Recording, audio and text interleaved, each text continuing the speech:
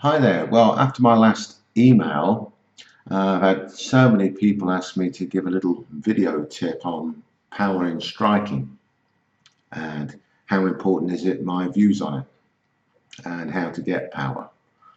Well, of course, my view is that if you're going to hit somebody, you should hit them as hard as you possibly can. Now, I'll put that into context. First of all, if you're in a sporting contest, then of course there are setups, there are feints, there's tip taps, there's all sorts of times when you're not hitting at full power. Of course that's the case. What I mean is that you should develop your striking so that you can develop massive impact when you need it. Now that could be that you develop impact such that in a sporting contest you become well known for that guy with one punch knockout power in either hand. But more importantly, for self-defense, especially if you're preemptive and you've set everything up ready, that strike that you deliver will hopefully finish the fight there and then. Why is that important? Well, for many reasons. You know, there's mobile phones everywhere, there's CCTV everywhere. So not only does your self-defense have to be witness friendly, it has to be mobile phone friendly, it has to be CCTV friendly, and also courtroom friendly. Now, if you're having to explain yourself in a police station, and you can quite legitimately say you hit somebody once and the fight was over,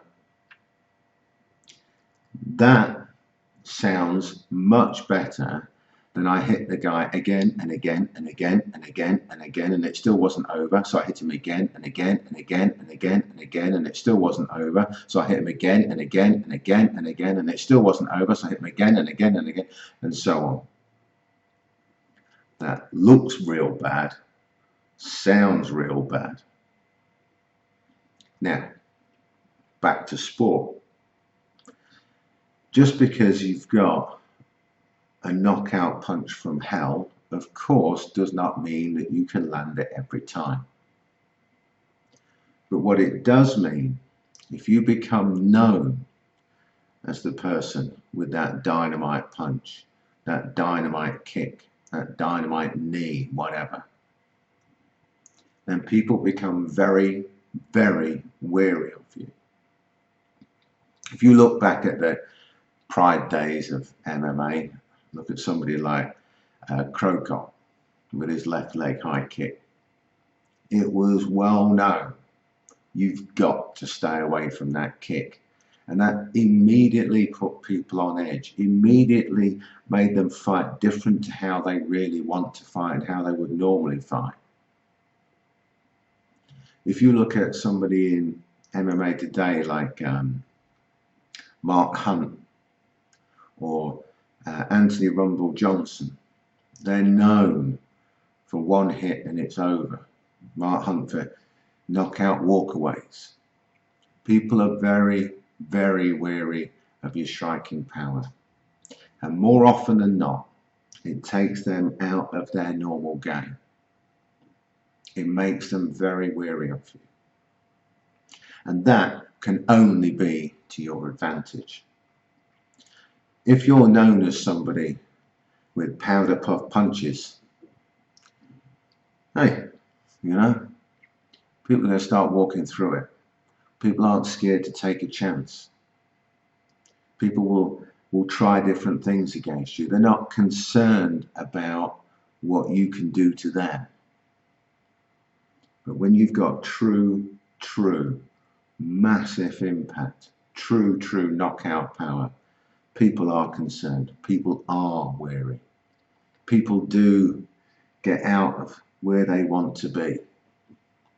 Now, zooming back to self-defense, you know, more often than not, there's multiples involved. If you're fortunate enough to smack someone that hard, you render them completely unconscious with one good hit. It's possible, it may not happen of course, but it is possible that it makes the others very weary, maybe even back off, maybe even get out of there. But I'm telling you now, every millisecond that you delay in putting that guy out increases the chances of the other ones attacking you. It's imperative, especially for self-defense, that you learn to generate massive impact. And that's one of the first things that I teach on a training course or a seminar. I don't care what your background is. I don't care if you've got boxing background, kickboxing, traditional karate, whatever it may be. You need to learn how to generate massive impact. And, you know, I've proven it hundreds and hundreds and hundreds of times. The way we teach it, people will double or even treble their impact within an hour. And most of the time, they'll actually halve the effort that they put into it. It's not about tensing up and big hoof, hoof. It's about allowing the body to do what it knows how to do and taking that natural movement and turning it into a trained natural movement, as I call it. Now, we've discussed previously about the feet, the hands and the head, and those are integral parts of that movement to make sure that you can generate massive impact, and from odd angles and from weird sort of distances and shapes, and from, you know, positions that normally you would think that you couldn't throw much from there. I mean, a very basic, simple one that we teach people is that, let's say, for example, it's gone to the ground, a guy's on his back, got you in his guard, and most people, you know, big generalization, but their knees are out like this. And if you imagine that my fingertips is the knees on the floor, they're level. They're in a straight line, they're parallel. And it's a bit like standing with your feet parallel and trying to throw punches. You don't actually generate that much impact. If you're a huge, strong guy, you've just got the natural force and your momentum going through. If you imagine you're boxing for one moment, you don't stand square on and start to try and punch straight. You don't stand with your back against the wall, both shoulders on the wall, and try punching. You've got no power. You've got to get a shoulder off the wall. You've got to have one foot in front of the other. So I don't know why, but even very good strikers, when they hit the floor, they keep their knees parallel.